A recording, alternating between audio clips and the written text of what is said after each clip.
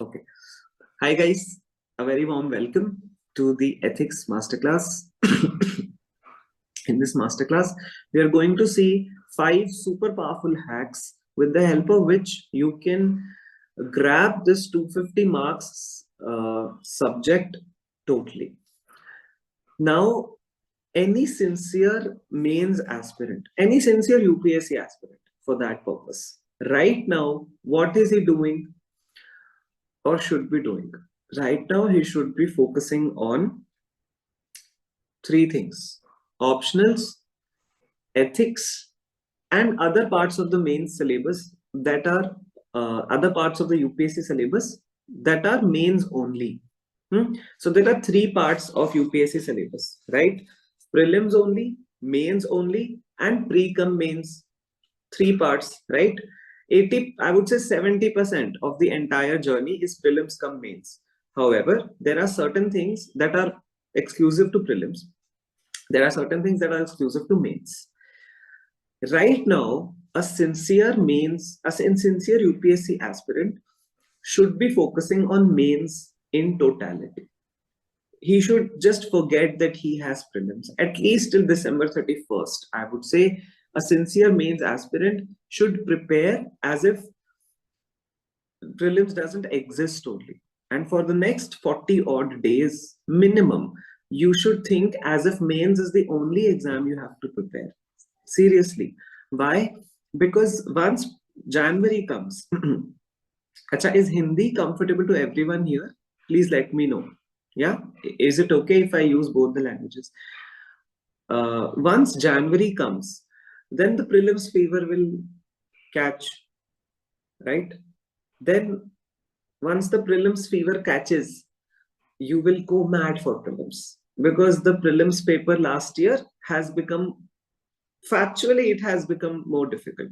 I mean, there's no running away from that reality. We'll be fooling ourselves if we run away from that reality, right?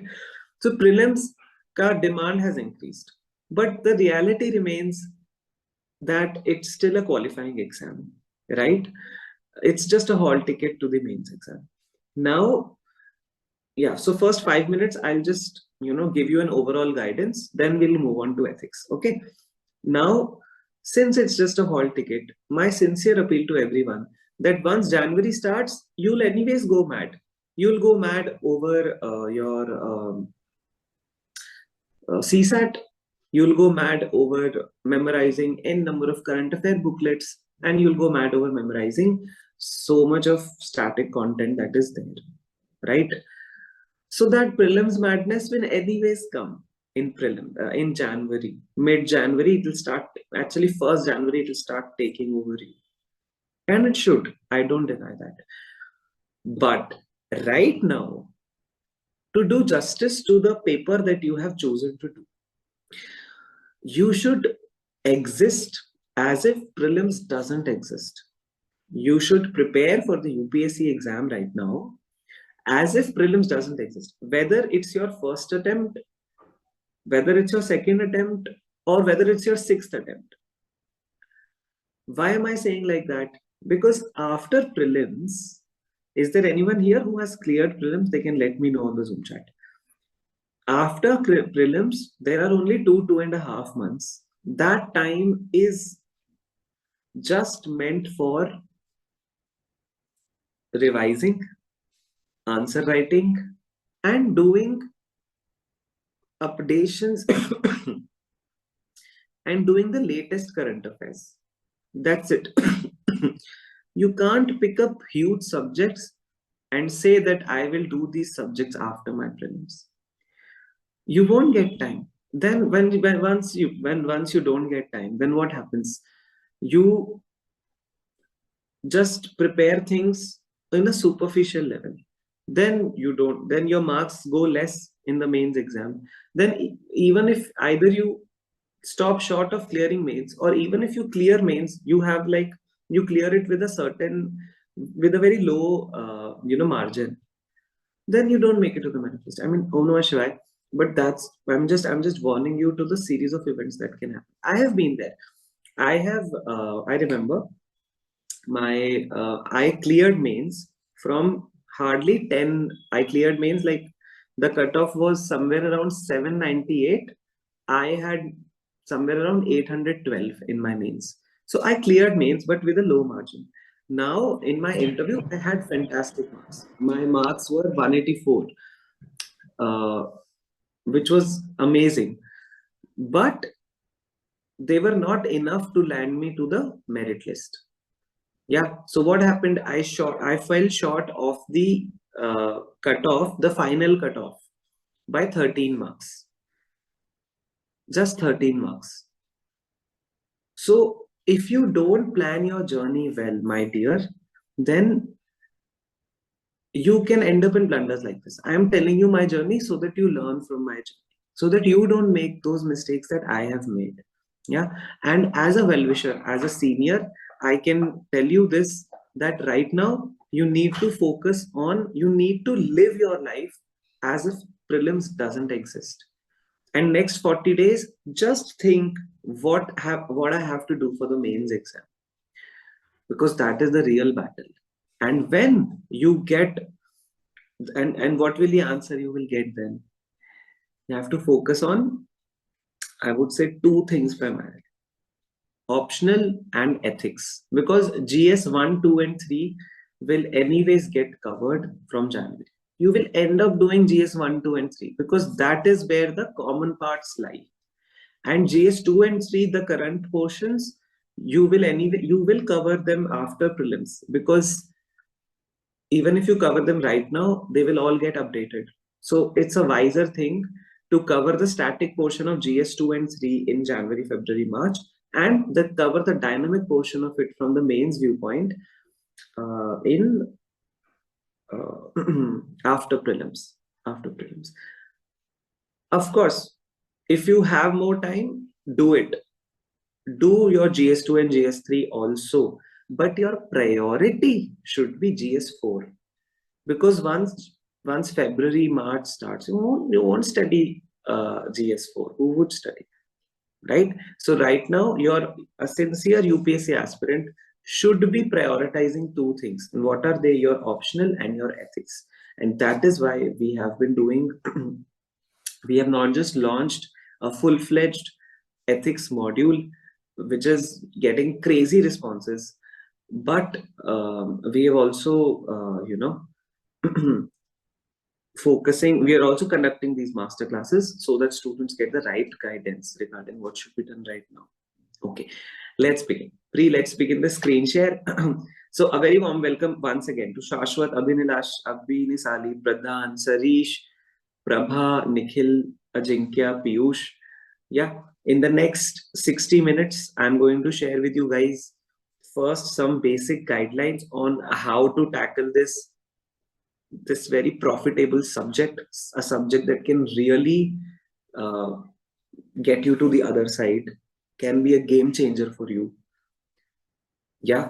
So first I'll be giving you some general guidance regarding this subject, and then you're going to see 5 super powerful techniques, how you can be a master of this subject, like 100%. You can be an ultra pro max of this subject. How you can do it, I'm here to share it with you. And then at the end, I'd also share with you the feedback of some of our students, and how it's going, the kind of classes that we are conducting. Next 60 minutes, you are in for a roller coaster ride. Let's pre.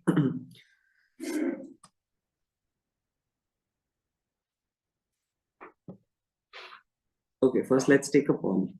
Is everyone here? Can I have a yes on the whoever wants to get into the merit list in the upcoming attempt? Can write yes on the Zoom chat, or write something enthusiastic so that I know that you are alive here. Yeah, I'm not mandating videos on and all that, but at least let me know you guys are alive here. Yeah.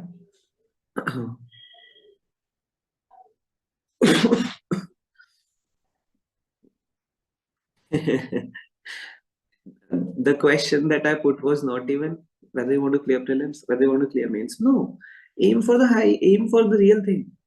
Whoever wants to be an IAS in the next attempt, even start saying it now, then you'll start manifesting. Yeah.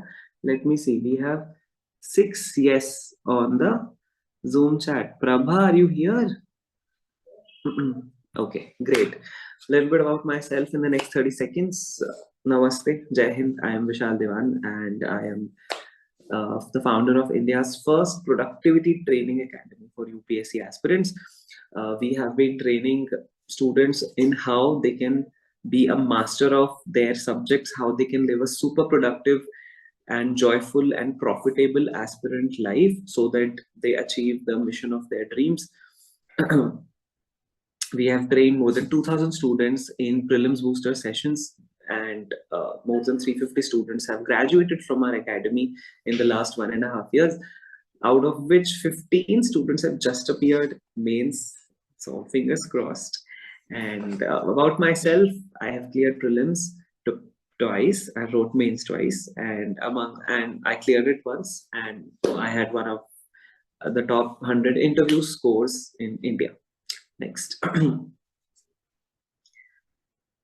Yeah, next slide. Okay, now, hi Sarish. Yeah, so now, what are the problems and pains we face in this subject?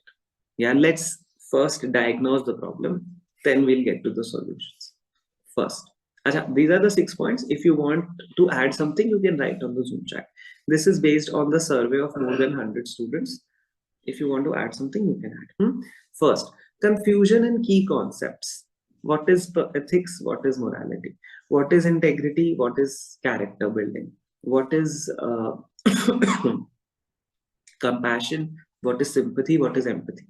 What is governance? What is good governance? What is ethical governance? So these concepts, confusion.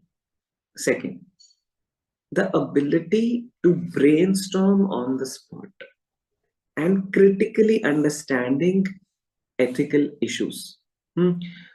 This is another area, because of the third thing. In ethics paper, questions are very vague. Like in GS3, for example, there is a pattern. What? Government schemes, positives, negatives, way forward, conclusion. You can prepare it like that. But for ethics, the game is questions are all vague. So identifying the demand of the question and doing question interpretation, as in breaking the structure of the answer, is another skill. Most of the students don't do this. It's very sad. This can take you miles ahead of, it's like once you break the enemy, you have conquered half of the enemy, like that. Yeah. Then lengthy paper. I heard that in the last attempt, it was one of the lengthiest papers out of the 7 papers, GS4. Why? Because of the 5th point, which is that decoding case studies is taking a lot of time. You have to read them to do justice to them. And the last comes memorizing abstract concepts. So suppose you have the best notes and you don't remember them. It's a waste. And ethics is in the air, so memorizing it becomes even more difficult. Yeah. So these are the 6 main problems we have identified for this paper. Next. Yeah. Now, why is this paper more important and profitable than other GS? Let's have a quick look in another 1 minute. See, if you observe the past toppers answer sheet, past toppers mark sheets, you will see that GS3 to highest marks are going 120, 130. GS4, it went up to 150 also. Number 1. Number 2, if you prepare this paper, you're not just preparing for 250 marks, you're preparing for 375 marks. How? One of the essays is always going to be philosophical, and that is nothing but ethics. Your ethics covers philosophy enough for you to write that essay. So if you prepare this paper, you're preparing for 375 marks. Then imagine how much time medieval history, ancient history, modern history will take. 15 days, 20 days. How much time ethics will take? I mean, that I'm talking. If you do just modern history full days I'm talking. Yeah. So this much effort, suppose, is needed for modern history, and this much effort is suppose needed for ethics. Probably the same. What is the weightage of modern history? 50 marks. What is the weightage of ethics? 375 marks. But but you guys keep studying history. I have no problem with you studying history. It's important. But it's a it's a competitive exam where strategy is important. If your strategy is not correct, you will become an academician. You'll become a PhD holder. You'll not be able to clear this exam if your strategy is not correct. Right?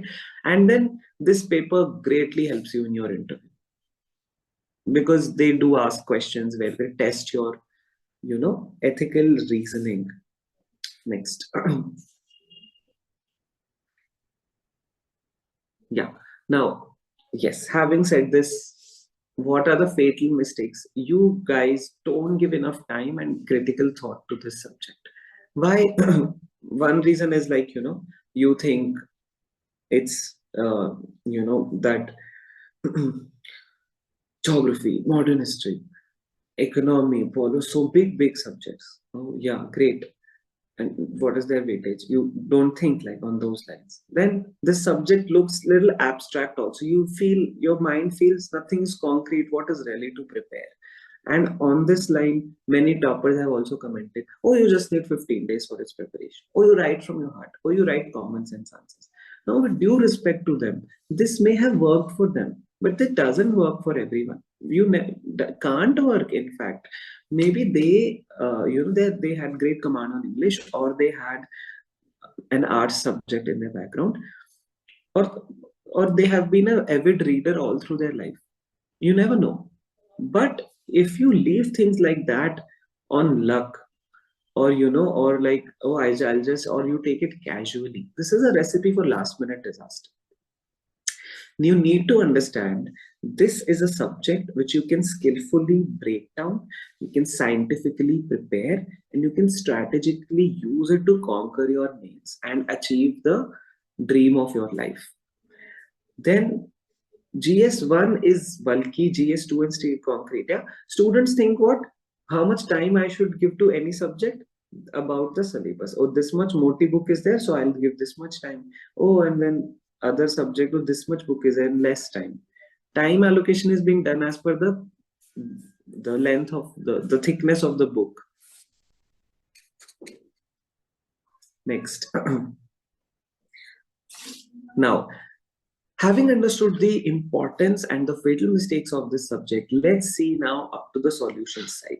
What can give us 140 plus in GS4? If we want to be a topper, if you want to just nail the merit list, you should target like 140 plus in GS4. Now, what can give you that once you write excellent answers, right? And how can you write excellent answers?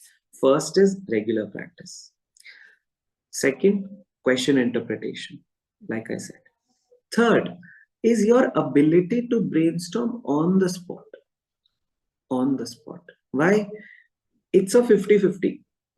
50% of the paper you will have in your notes. 50% of your paper you will have to answer on the spot. This is the reality of the mains exam.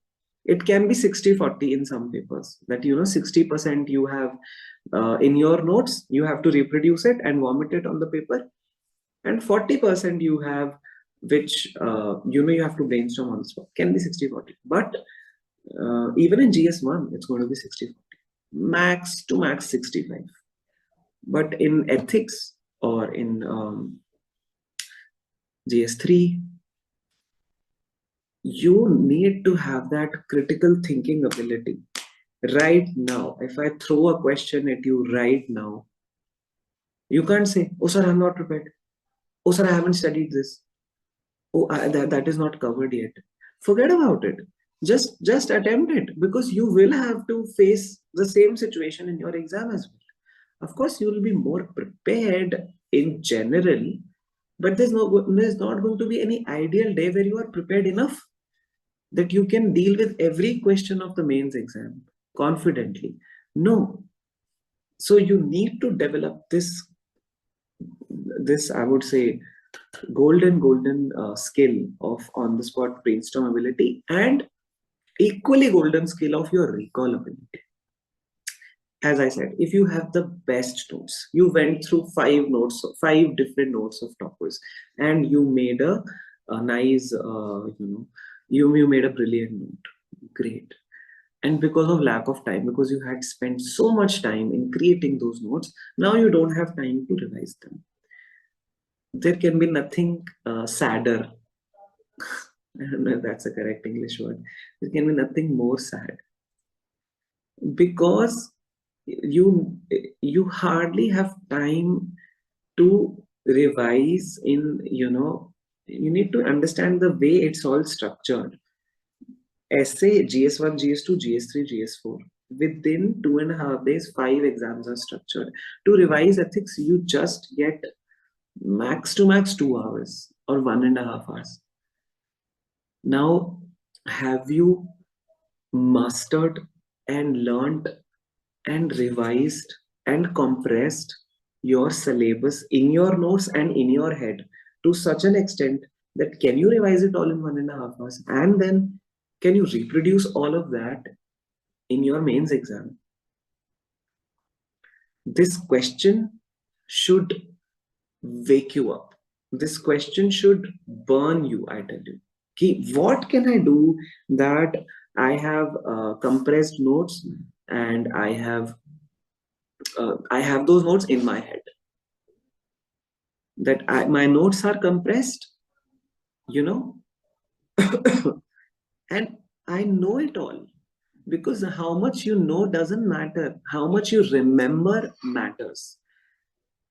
Only that will go into your exam. How will the examiner, suppose you have great notes and you were not able to reproduce them in the exam, how will the examiner even, who cares?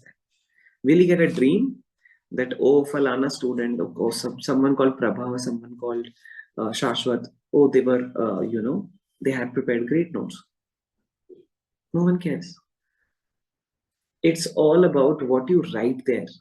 And that depends on two things: how well you can remember and how well you can brainstorm on the spot. Next comes value additions. Your notes should be filled with examples and diagrams and flowcharts. If your paper is different, that is when, if the examiner starts feeling, oh, this child is something different, then he starts favoring you. Then he starts giving you marks like 130, 140, right? But he needs to feel like that. Now, what will make him feel like that? Your answer differentiation, right? Everyone's going to write general stuff. How can you? And everyone these days is also making flowcharts and diagrams. How can you be different? Yeah, how can you get 1 mark extra in every question, uh, as compared to the paper next to you? It does come down to that. Next, are you concise in your writing, or you make jalebi? The examiner doesn't have time to read your jalebis. He's a frustrated person who's getting money to, probably a frustrated person who may have had a fight with his wife on the day he's checking your paper. Or, it's okay, even if he's in a good mood, he's getting some money for it. So he will give, say, 11 minutes, 10 minutes. I have heard on an average, the examiner spends 11 to 13 minutes on one paper. Can you imagine? What does that mean? On one sheet, how he'll not spend more than 6 to 7, 8 seconds on one sheet.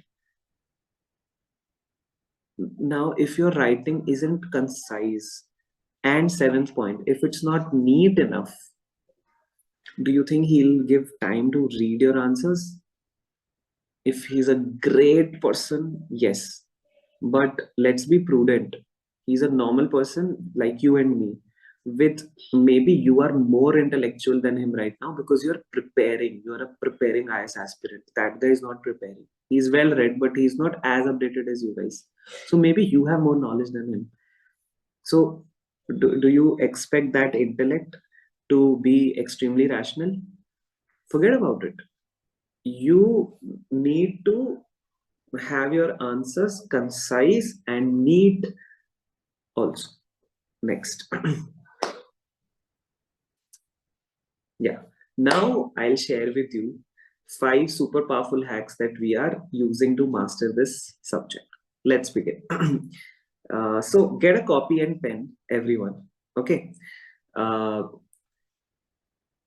Once you all get it, just write a yes on the Zoom chat. I hope most of you must be having it right now. Yes.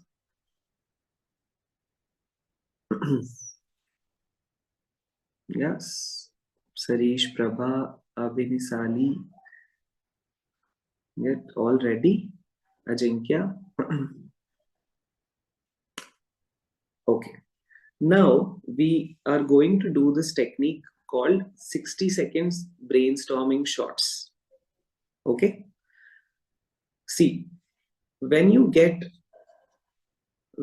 a 7 marker, sorry, when you get a 10 marker, then you have 7 minutes for it, and within 7 minutes you have to answer one. You have to fill 1.5 sheets, and you basically write. You answer a set of questions. You first break the bigger question in the exam on the examination paper. You break it down and you make a structure of it, right? Which are mini questions, right? So what are those mini questions? For example, what are the advantages of this scheme? This is a mini question. What are the disadvantages of the scheme? This is a mini question. Then what can be done to improve the situation? This is a mini question. Okay. Now, if you have 7 minutes for a 10 marker, that means you have 1 to 1.5 minutes for every mini question, because there will be 5 to 6 mini questions in one question, big question, right? Now, we are going to develop this brainstorming ability on mini questions, and you are going to get 60 seconds for one question. Okay, right now we are not concerned with writing a 10 marker. Okay, what we are concerned with, that can we get the confidence of brainstorming 5 points in 60 seconds? If I can brainstorm 5 points in 60 seconds, that means I can comfortably deal with, that means I can write 30 points in 6 minutes. That means I can write an answer. Okay. All right. So, Pri, let's get the questions. Okay. Do we have it one by one? Let's see. Okay. So your time starts now. Write 5 values that your school taught you. Your time starts now. You can write more than 5 words.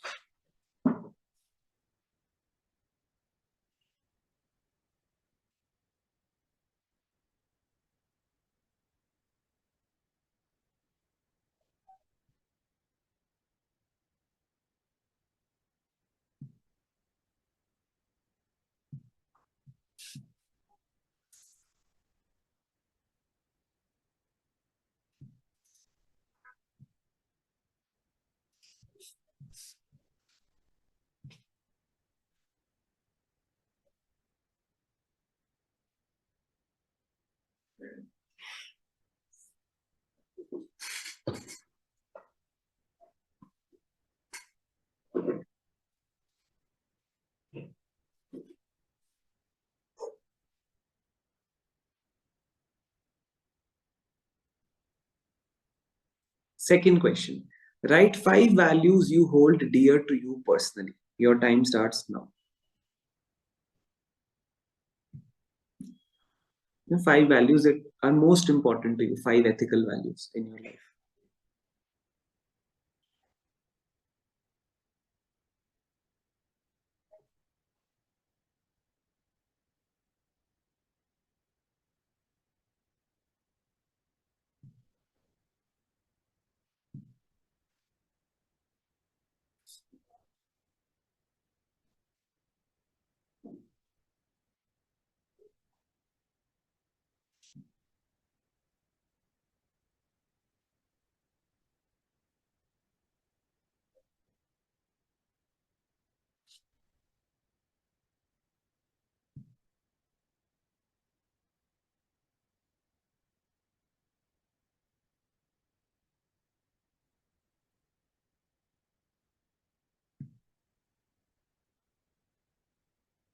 Next question. Write 5 values you think a public personality should have. 5 ethical values that a public personality should have.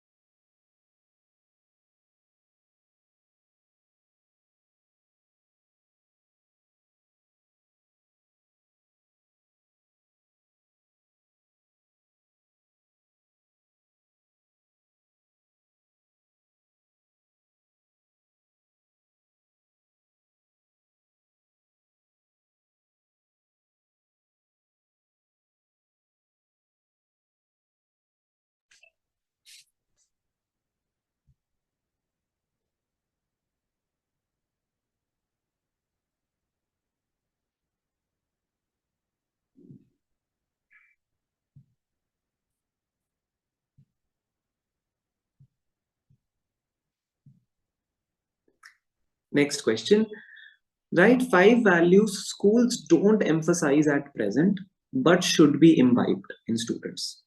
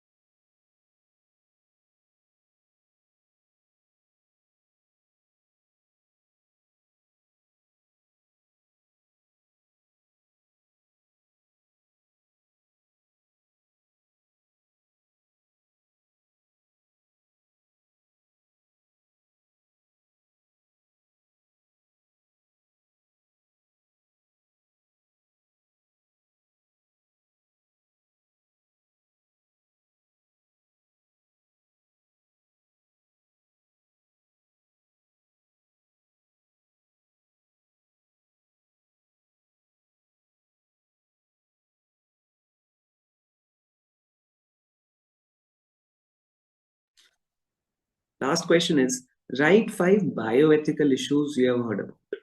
For example, sex determination.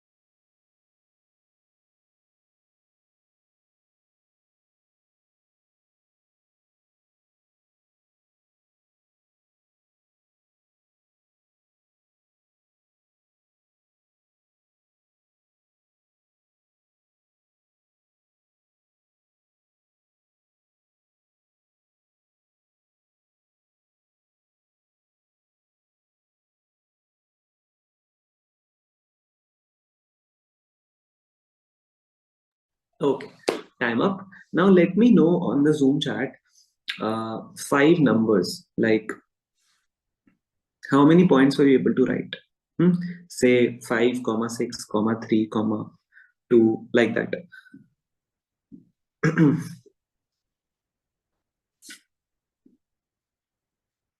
5 questions and how many points were you able to write? 5, 5, 5, 6. Okay.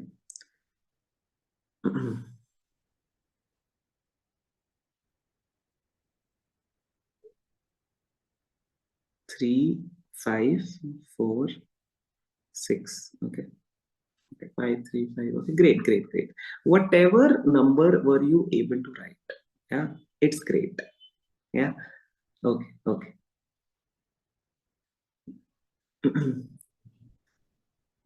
Okay. Beautiful. All right. So next, let's move on to the next section.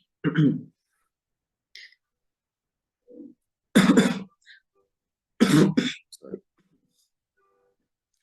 See, the second technique, and I know some of you guys here are academy students. right? Ajinkya, Piyush, right?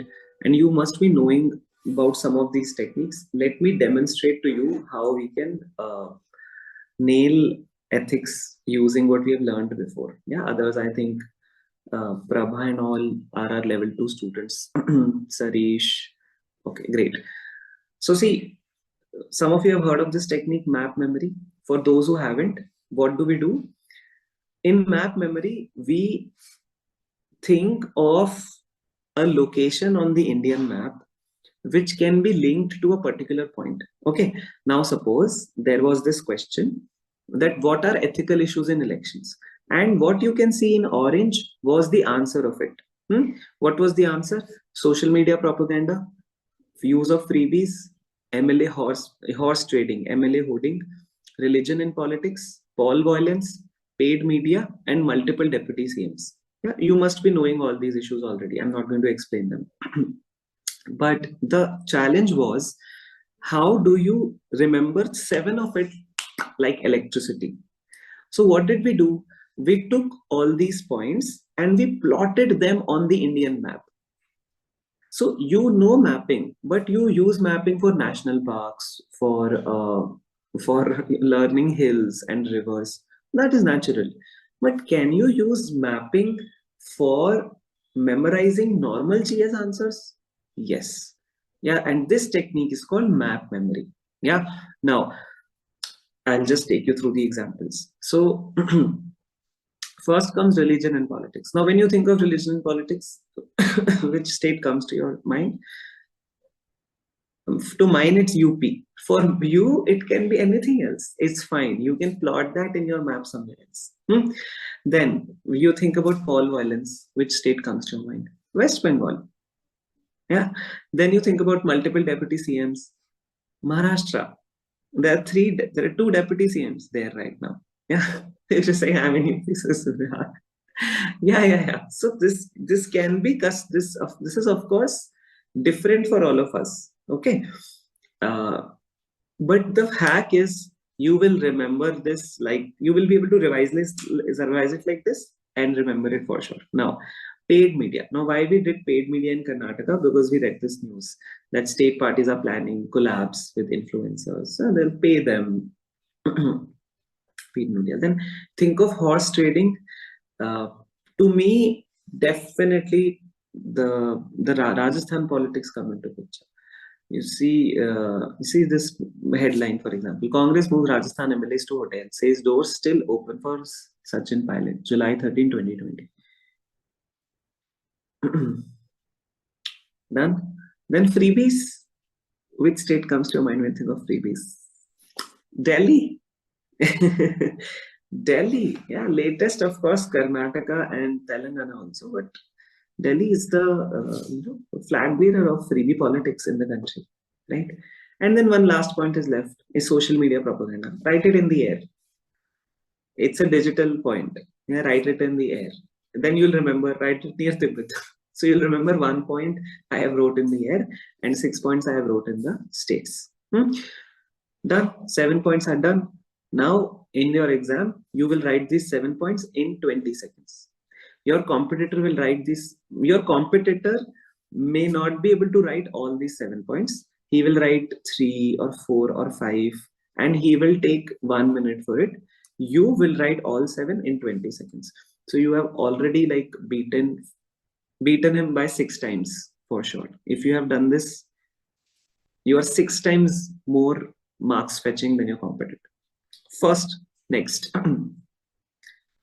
Yeah, so let's look at a similar next technique. Now, this technique is called the memo queen technique. What is the memo queen technique? Wherever you find a question where some personal qualities are involved, or a question where it is surrounding around a person. For example, disqualifications of an MP, qualities of a leader, integrity issues in members of parliament, MPs, anything like that, right?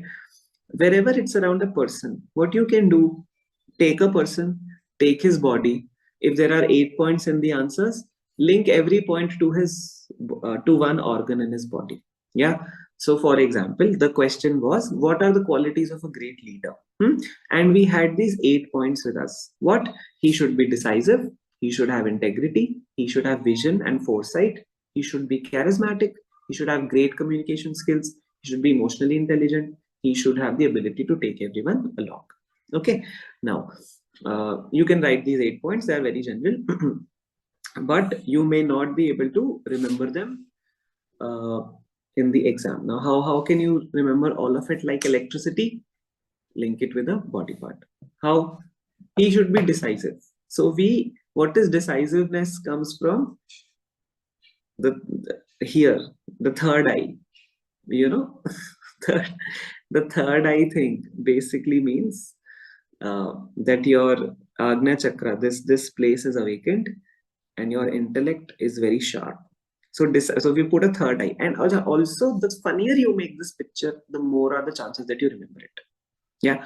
So this thing, then vision and foresight, brain, charisma, goggles, communication skills, mouth, integrity, captain, emotional intelligence, heart. Then from one hand, he is juggling. Okay, so you can imagine like a picture with this. So with one hand, Mahi is juggling, and on the side of his whole team is there cheering for him. Why? Because he has this ability to take everyone along, and he's juggling. He's very dynamic. Done. 8 points are done. Again, someone else will write only 3 or 4 or 5. You will write 8 of it. Next. So this technique is called the memo queen technique, and in a subject like ethics, which is so abstract, it's all in the air. You must apply this because a lot of personality based questions will be there. Yeah. Okay. Now we'll come to this technique called logical flowchart. Yeah. Everyone makes flowcharts, but they are mostly reduced to a triangle or a hub and spoke. What is a logical flowchart? Where we take the points of an answer and we establish logical interconnections with them, cause and effect relations between these points, and through that, we are able to remember 10-15 points like this, just like a bow. How? Let's see. Yeah, 3. Can we have the next slide? Yeah. So, for example, the question was, what happens if ethics are not there at this level of the society? So, this was the question. I'm not showing you the basic slide where we had written 10 points. I'm straight away showing you the memory hack wala slide. Okay. Suppose there is a society where people are not ethical.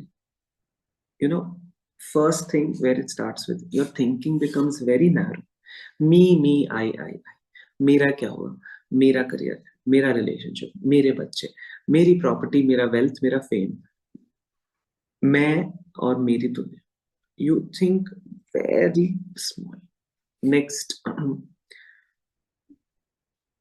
So then your identities become very narrow. You don't grab bigger identities.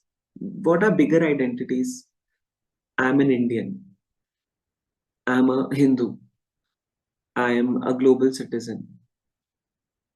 These are bigger identities. But you don't grab them.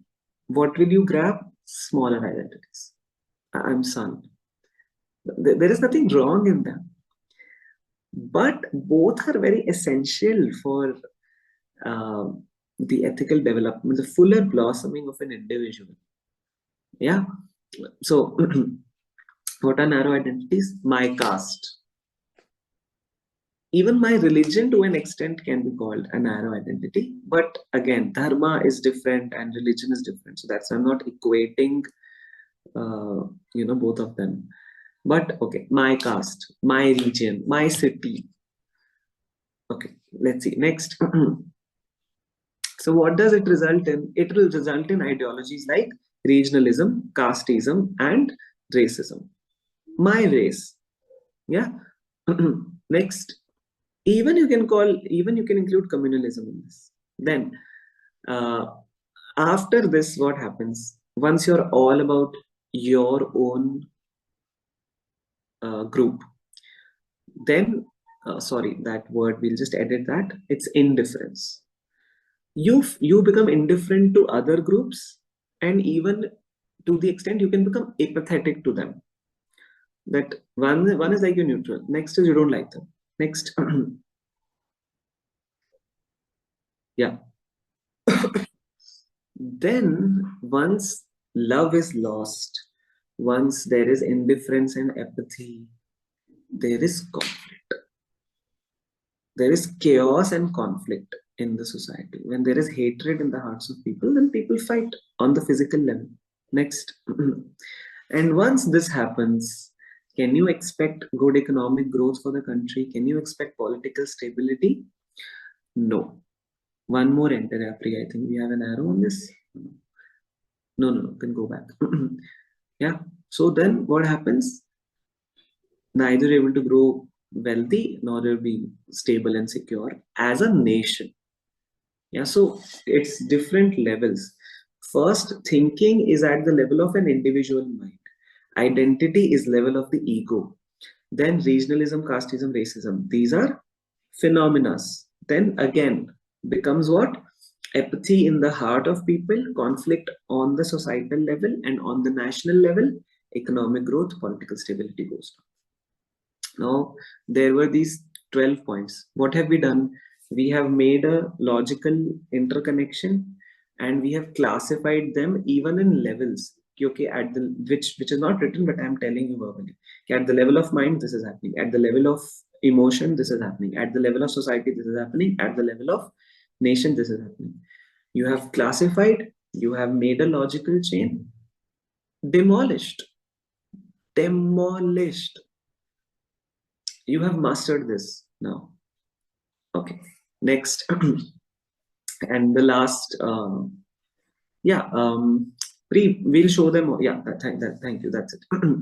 So the last technique for the day that I'll share it with you is the Shiva technique. Now, in this technique, we make a story out of the given content. So you have to learn, say, 10 points. So you will create a story and you will wrap those 10 points in this story. How? Let's see. So this is the story of Tina and Ria Dabi. What is, you know, this girl also cleared civils, got AIR 11 or 6, whatever. She's also an IS. And she is the younger sister of Tina Dabi. Now, what is Tina saying? Congrats, Ria, for making it to civil services. Do you know how important you are as a civil servant for our democracy?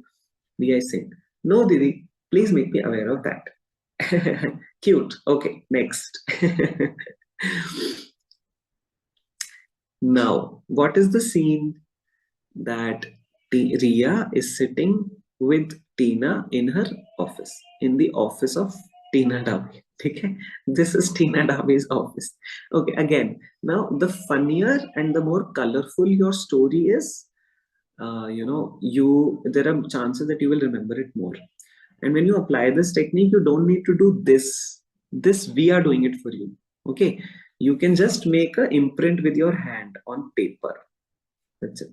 Don't need to we are going to do this for you. This representation on a slide. You don't need to make like these slides and find pictures. You can make with your hand when you apply it at personal level. But anyways, we are here for you to do all this for you. Next. So what happens now? She is explaining her 9 reasons. What is the question? The question now we are dealing with is that what is the importance of civil servants in a democracy? Yeah. So here Ria is thinking, see, look at the question. What is my value in the system?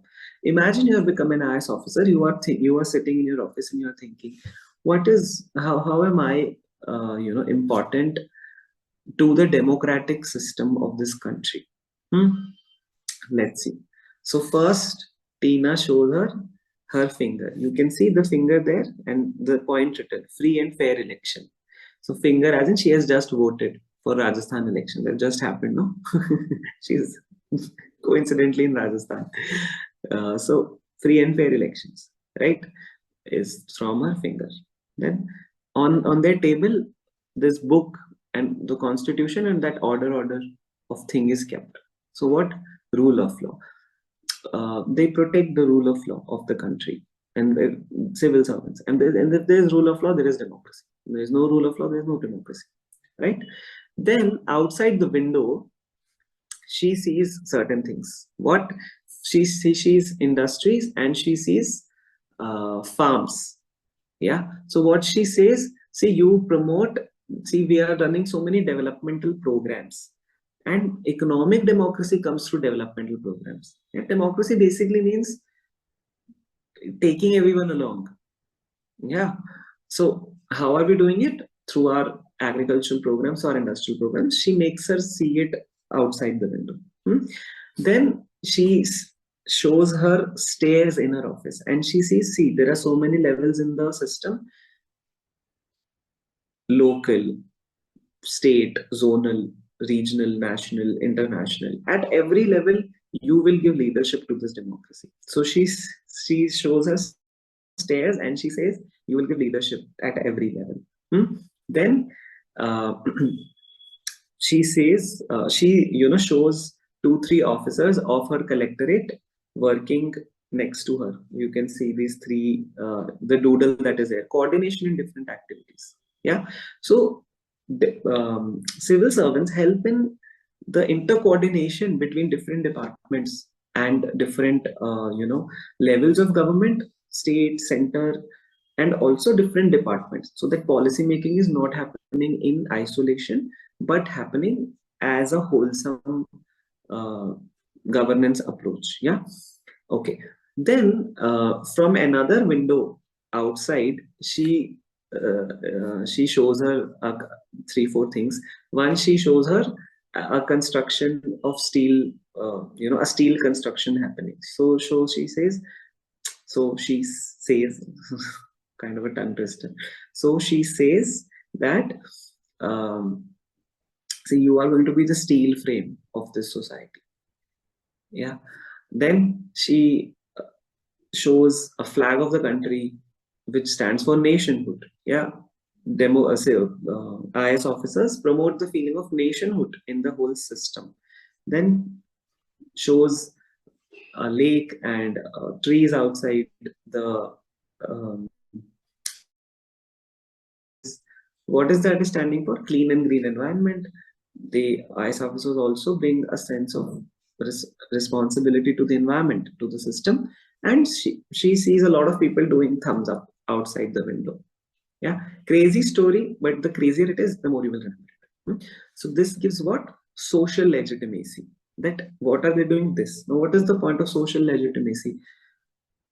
The civil servants give democracy social legitimacy because they come from the very society which they are going to govern in a very merit based manner. So people see them and feel, oh yaar, ye to apna banna hai. This is how ideally it should happen. Okay. Yeah, so see, 9 points in a story demolished. Okay, great. Pre, can we get to the, like, actually, Pre, I would just love to show them this whole file. So if you can just open this file, 100% retention notes, and we'll just show them, So guys, I'll just give you a glimpse of the kind of notes that we are preparing.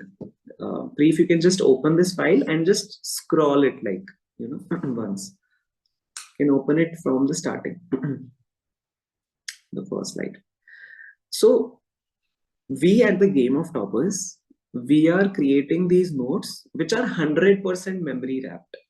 So yeah, as you can see, yeah, Pre, you can keep moving. Keep moving. Like you can stay at every slide for 2 seconds and keep moving. So this is how we are teaching the entire ethics subject, that it's all happening through a memory hack.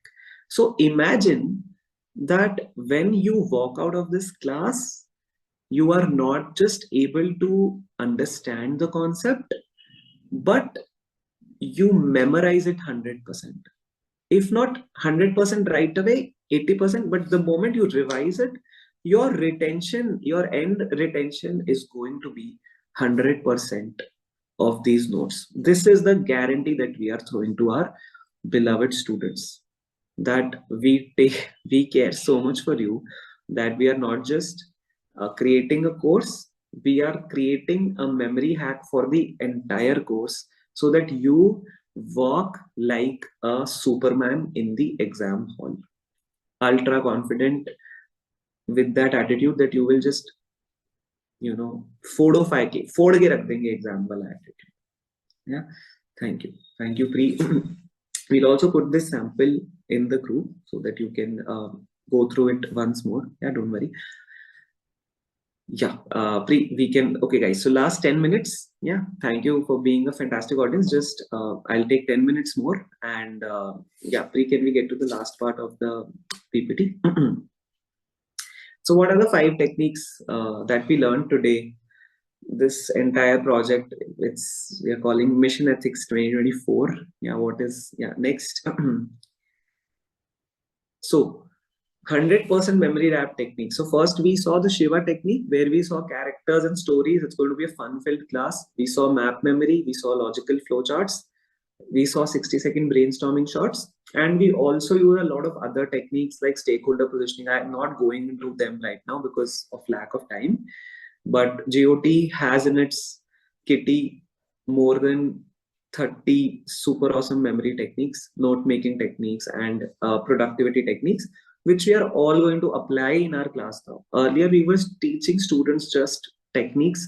Now we have integrated it into the full ethics syllabus, and these are the techniques. You should apply them on your own as well, as much as possible.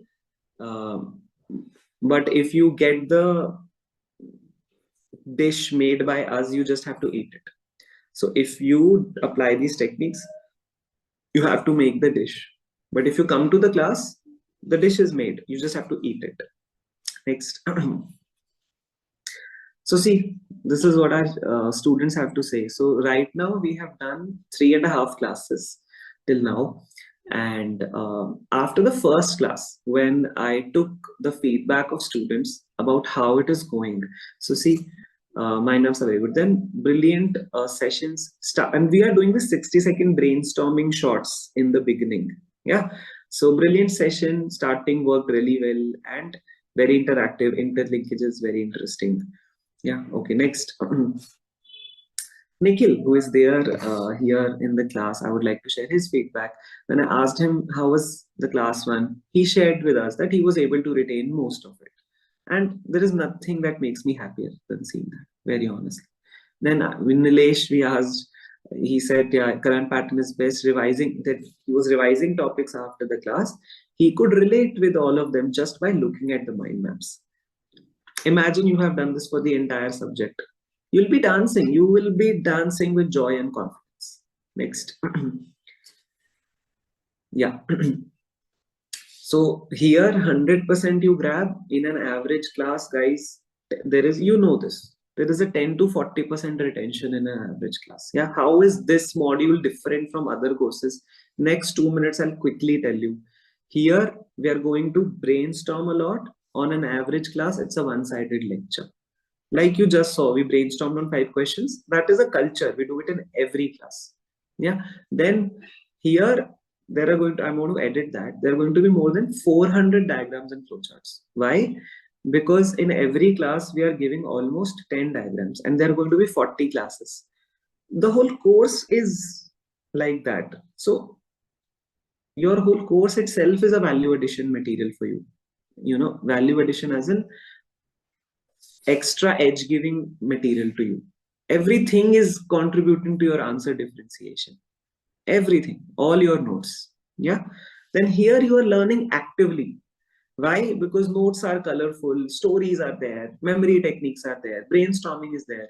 So the class is, you know, lively, joyful. And also we are developing this critical, we are very firm on development of this critical thinking aspect, which we are doing with the help of brainstorming shots and special classes dedicated to PYQs. So we're going to have exclusive classes dedicated to PYQs where we break down each and every PYQ ka question interpretation. And freedom from content terrorism. See, I tell you, when I was preparing back in 26, 17, 18, still there was not so much of explosion. Today, I feel so sad for aspirants sometimes. It is both a blessing and a curse, the content explosion. It's crazy. There are more than 50 materials available for you to prepare ethics from right now. You'll go mad in just selecting, then your friend comes and tells you, "Oh, this is good, you want to do that." And another friend comes and tells you, "No." We are doing that work for you. We are scanning all 50 materials present in the market, in all the knowledge circle of UPSC. We will get the best for you. You don't need to do anything. You just need to do GOT notes. That's it. Because if you feel, "Oh, sir, I want to do this notes," just get that to me. I'll see what is there in it that is not there in our notes. But that won't happen because while we are our team, our content team, and me together, we are scanning the entire everything available, including at least 15 toppers notes, at least 15 for every class. So you get freedom from this constant FOMO. वो छूट गया, वो note छूट गया, इसी में ही चला जाता है बच्चों का time. And the end result is there is 100% absorption in the class, there is 100% recall in the exam, and there is 100% reproduction of those notes in the exam. Done. You've cleared mains, and we then prepare for interviews.